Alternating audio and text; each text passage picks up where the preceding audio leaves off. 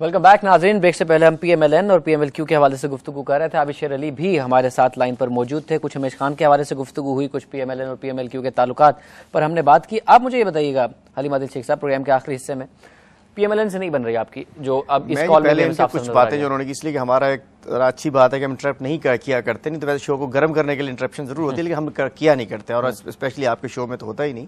बात ही उन्होंने बात की कि हमने गुजरात में बहुत बड़ा तीर चला लिया, कोई छक्का चला मार दिया हमने।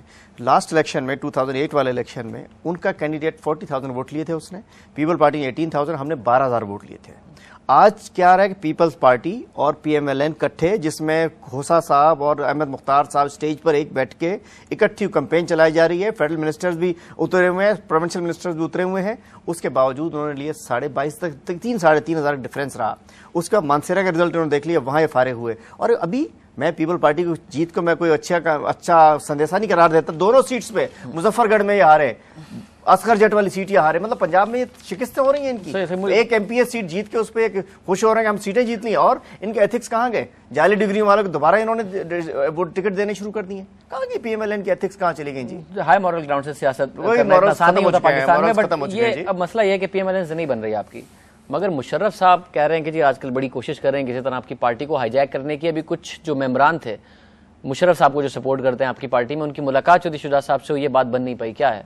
देखिए, मुशर्रफ साहब की मैं समझता हूं कि हम उनके खिलाफ बात नहीं करना चाहते कि वक्त गुजार गए जिसके साथ परवेज इलाही साहब तो खुल के करते हैं, तो मैं परवेज इलाही साहब को सपोर्ट बात है कि उन्होंने जो करना था उन्होंने हमारे साथ कर दिया। उन्होंने हमारे साथ पार्टी में इन होकर पार्टी में ग्रैब करने के लिए, पार्टी पे कब्जा करने के लिए उन्होंने क्या किया कि हम ख्याल ग्रुप ये मुशर्रफ साहब के कहने में बना है। अगर हमारा इलेक्शन होता और मुशर्रफ साहब इनको सपोर्ट ना करते तो हम ख्याल ग्रुप ना तश्कील पाता।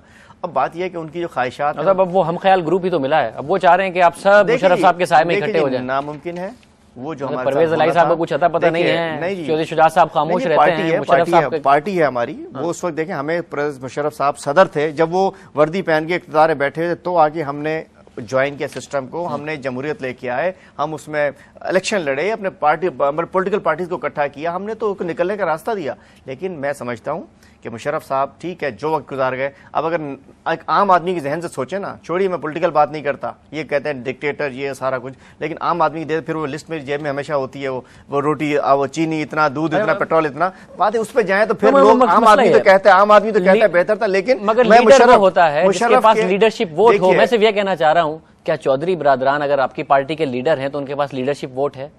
कोई नहीं। मतलब अगर कोई भी जीतता है तो वो इसलिए जीतता है कि उसके हल्के में अपनी से होती है। समझता हूं पाकिस्तान में ही ऐसी से है सूरी, पाकिस्तान में ही नवाज शरीफ साहब का अपना वोट बैंक है, पीपल्स पार्टी का अपना वोट बैंक है, जो कैंडिडेट होता है उसको उसकी वोट मिलता है। चौधरी बिरादरान का क्या वोट बैंक है? वोट बैंक है हमारा, हमारी किसका वोट? चौधरी बिरादरान, इंडिविजुअल्स का वोट बैंक है, चौधरी बिरादरान का क्या वोट? नहीं जी, इंडिविजुअल नहीं, हमारी पार्टी के कायदे हैं और हमारी पार्टी का वोट मौजूद है। हमारा पार्टी का वोट चारों सूबों में है। देखिए PMLN है पंजाब मुस्लिम लीग, सिर्फ पंजाब में उनके वोट्स हैं, हमारे हैं पूरे पाकिस्तान में हमारे। नया नाम आपने रखा है वैसे, परवेज इलाही साहब और श्रिंक करते हैं, वो लाहौर की पार्टी है। पंजाब में उनके हैं, लेकिन सिंध में वो नहीं है, सरहद में नहीं है, बलूचिस्तान में नहीं है। बात यह कि हमारा, मैं नहीं समझता कि मुशर्रफ साहब से हमारी पार्टी का कोई मुस्तकबिल में किसी किस्म का मुशर्रफ साहब का आने का चांस है। हमने मशवरा देते हैं दोस्ताना, जो आपकी पार्टी के अक्सर लोग सड़क तो नहीं जाएंगे? नहीं, जो सड़कने थे बड़ी अग्रेसिव किस्म की मुलाकात है। हमारे बहुत सारे लोग वापस आना चाह रहे हैं, बहुत सारे लोग अब बात कर रहे हैं, हमारे बहुत सारे लोग कह रहे हैं कि जी अब हमसे बड़ी गलतियां हो गई। कदावर सीनियर लोग, कदावर सीनियर में बहुत सारों से मुलाकात करके आ गया, सलीम सैफुल्लाह साहब, खुर्शीद कुसूरी साहब, किसी का कोई इरादा नहीं है। इनका वजह क्या है कि ये लोग जब नून की तरफ जा रहे हैं, नून की तरफ ये सोच है जो हमारे भाई आबिद शेर अली की थी ना,